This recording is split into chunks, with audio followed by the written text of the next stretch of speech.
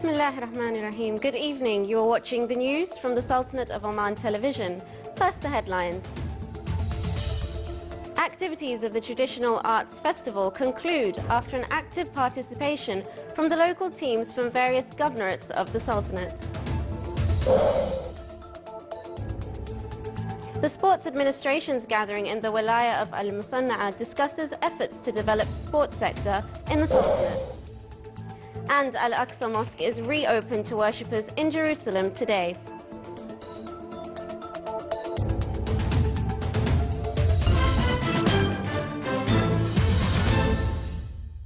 Those were the headlines, and now for the news in detail.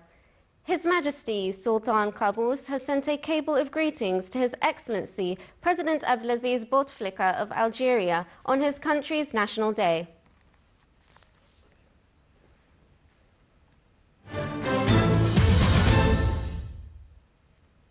Activities of the Traditional Arts Festival concluded in the Wilaya of Sohar under the auspices of His Excellency Sheikh Mohanna bin Saif Al-Lamki, Governor of North Batana. The four-day event witnessed a huge attendance from various governorates of the Sultanate. The local teams participating in the festival presented various shows and arts derived from the Omani heritage. It also witnessed scientific seminars as well as other activities. At the end, the chief guest honoured some of the participants. These kind of events aim to preserve the Omani traditions and heritage.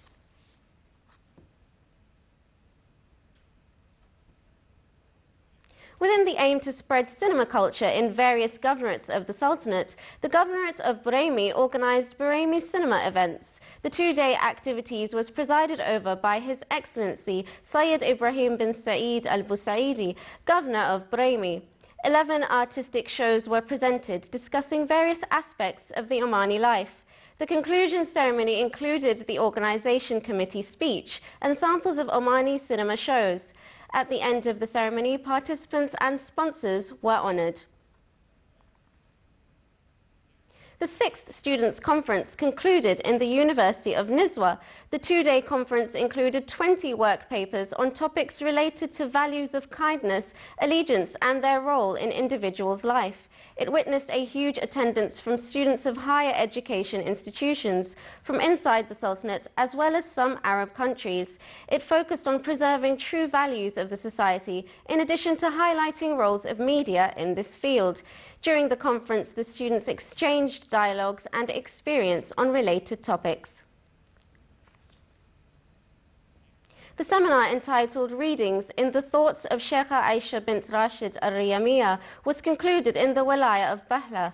The seminar, which was organised by the Literature Club, discussed a number of work papers on the life and sayings of Sheikha Aisha and her scientific and literature status, as well as her impact on the society, in addition to her political life.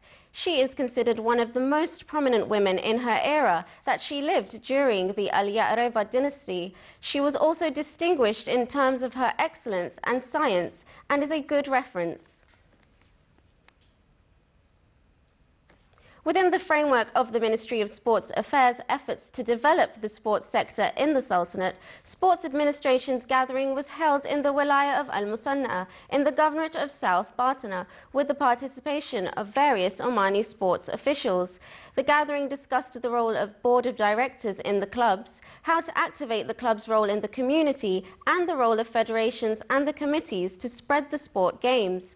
It was attended by heads of sports federations, committees and clubs, in addition to officials of the Ministry of Sports Affairs. Still to come in our news bulletin. A ceremony is held to mark Arbor Day, coinciding the 31st of October each year.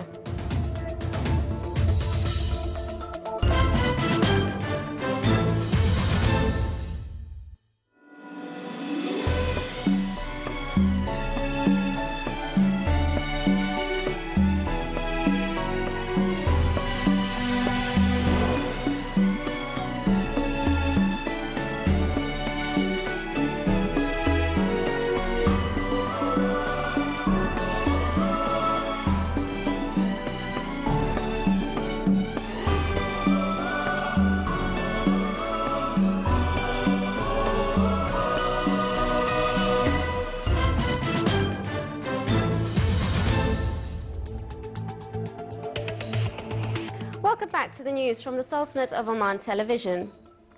Israeli police were heavily deployed in Jerusalem today as Al-Aqsa Mosque, a key holy site, was reopened to worshippers.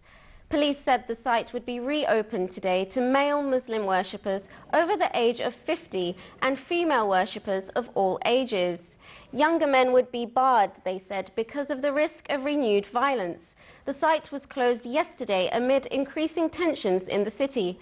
East Jerusalem has experienced unrest since the summer, with Palestinian youths throwing stones and firebombs at motorists and clashing frequently with Israeli police. The violence reached a new high late on Wednesday when a gunman on a motorcycle shot and seriously wounded a US-born activist who often leads groups of Jews on visits to the site. Russia may restart gas supplies to Ukraine as soon as next week if Kiev pays $2.2 billion worth of debts and prepayments. Moscow, Kiev and the European Union clinched a deal that would resume supplies of Russian gas to Ukraine over the winter in return for payments funded in part by the Ukrainian government's Western backers. The deal struck in Brussels allows Kiev to use some resources under its existing accords with the EU and the International Monetary Fund to fund the prepayment. Under the agreement, Ukraine would buy gas for the rest of this year at $378 per 1,000 cubic meters and at $365 in the first quarter of next year. On the occasion of the Sultanate's celebration of the Arbor Day, coinciding the 31st of October each year, the Ministry of Agriculture and Fisheries Wealth held a ceremony at the Silver Jubilee Square in Al-Quram Nature Park. The event included many cultural and entertainment activities and was patronized by His Excellency Dr. Fuad bin Jafar As-Sajwani, Minister of Agriculture and Fisheries Wealth. The village of Modleruth in Germany spent 23 years divided in two by a 700-meter concrete wall, an iron curtain that earned this hamlet the nickname Little Berlin. More about it in the following report. In 1949, this small stream became a geopolitical border. Mutleroit, a town of only 50 people, was cleaved in two, split between East and West Germany. For a while, people were still allowed free passage from one side to the other at will. But when some chose to never return, the Soviet authorities decided to erect something more imposing. Hier speziell in Mödlaroid wurde 1952 zunächst ein In 1952, in Mödlaroid, we built a palisade for 300 meters along the river. From that day on, we could no longer cross to the other side. In 1966, the palisade was upgraded to a 700-meter wall of concrete, a feature that would earn the town the nickname of Little Berlin. Mutleroit's wall was under 24-hour guard. Even saying hello to someone on the other side was forbidden. The wall fell in Berlin on the 10th of November 1989, but it took another 4 weeks for this one to open up. The last question in interviews was always, what do you hope for? And I would say, a beer on the other side. And in December, it became a reality. The town's division is over, but not forgotten. Mutleroit has a museum that helps to explain life during this terrible period of history. It attracts 70,000 visitors annually. Personally, I think it's great that we're preserving this site for the world of tomorrow, so that they realized how unjust it was. Germany is about to celebrate the 25th anniversary of the fall of the Berlin Wall. On a much smaller scale, commemorations will take place here in December to mark Mutleroit's own reunification.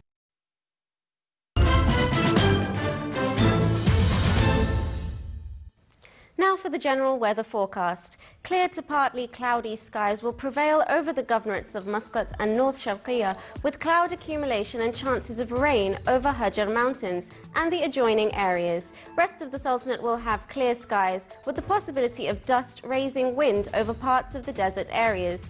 Winds will be northeasterly light to moderate over most governorates of the Sultanate and active along the coasts of the Arabian Sea. Seas along the southeastern coast will be rough, with a maximum wave height of 3 meters, while it will be moderate over the rest of the Sultanate's coasts, with a maximum wave height of 1.5 meters.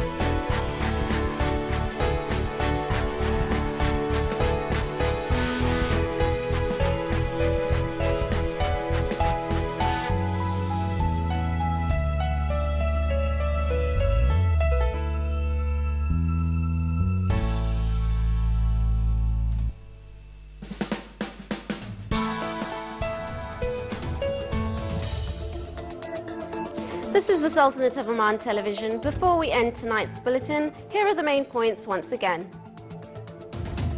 Activities of the Traditional Arts Festival conclude after an active participation from the local teams from various governorates of the Sultanate. The Sports Administration's gathering in the Wilaya of Al Musanna discusses efforts to develop sports sector in the Sultanate. And Al-Aqsa Mosque is reopened to worshippers in Jerusalem today. With that, we come to the end of tonight's news bulletin. From all of us here at the newsroom and the studios, it's good night.